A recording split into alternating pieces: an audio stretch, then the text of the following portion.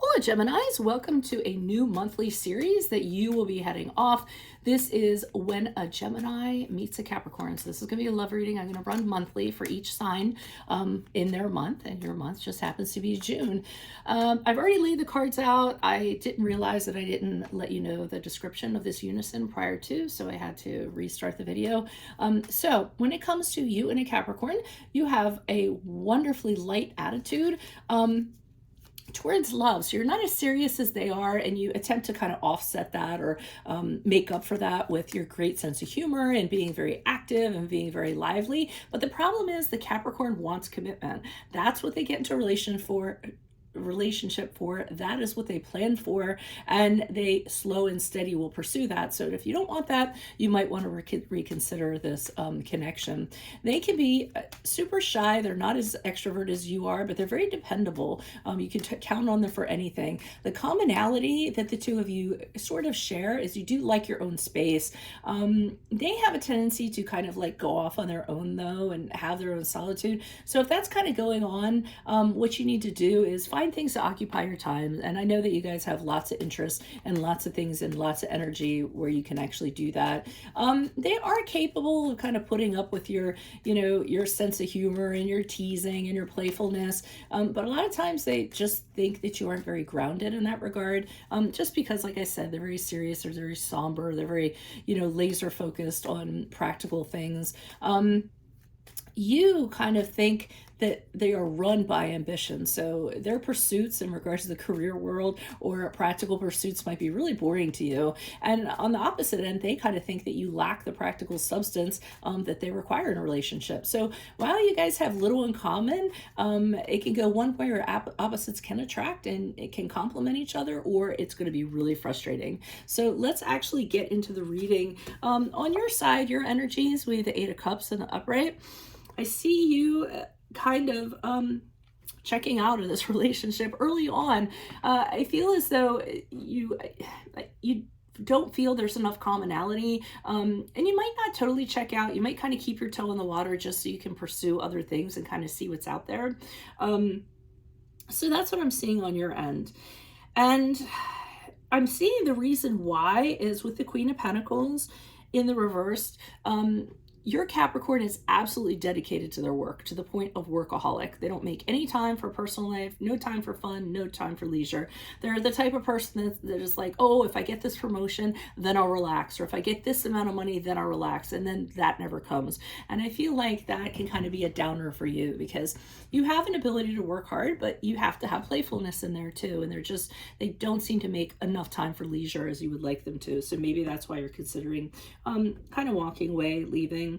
You are putting thought into this though. I see you as the King of Swords in the upright, where you're really figuring out, where is this coming from? Is it coming from a wise place? Is it coming from an intelligent place? Is it coming from, am I being objective enough? Am I looking at this as I should, and I'm making a decision based on that? So it's almost like you're trying to advise yourself in regards to this connection and if you should move forward. What I'm finding is I believe that you do actually do that eventually. I don't think it's immediately. I think you definitely explore things. You try this and that. You try to get as much as you can out of the connection as possible. But ultimately, I think you realize that this relationship is going to hit a ceiling and you decide to kind of close it out and maybe start something else with someone you have more in common with.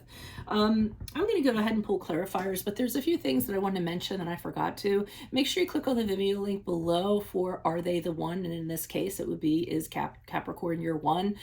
In my playlist are your 2023 Sun Moon readings. I am coming out with 2024s, but make sure you put your requests in the comments so that I have enough so that I can start doing them. And then look me up on Facebook, Instagram, TikTok, like, share, subscribe, or donate, and support my efforts. That's always greatly appreciated. Let's look at this Eight of Cups. Why is Eight of Cups here in the upright for Geminis? Who's this person? What's this energy? Why are you showing me the Eight of Cups for Geminis? Yeah.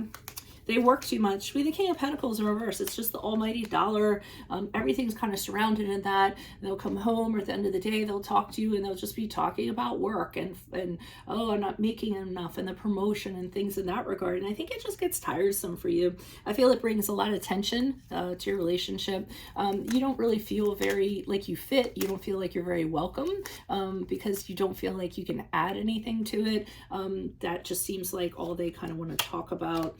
And with the Knight of Cups in the upright, you're actually considering pursuing something else that is a little more lively, a little more enjoyable, somebody maybe you have a better emotional connection with. So I think you're feeling that this vibe is not occurring for you. And just keep in mind, these are general readings. I don't know what else is in somebody's chart, so it could be different for you. I'm just basing this on sun signs.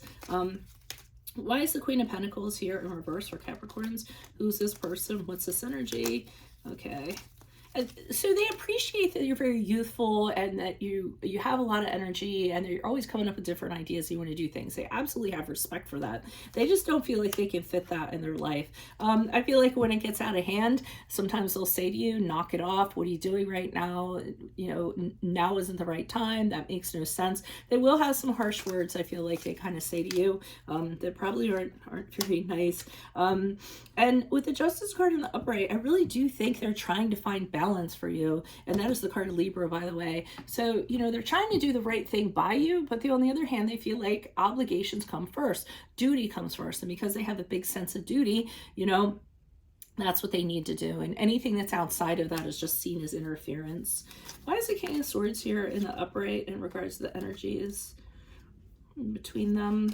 Okay, we have the Seven of Wands in the reversed. We have the Ten of Pentacles in the upright.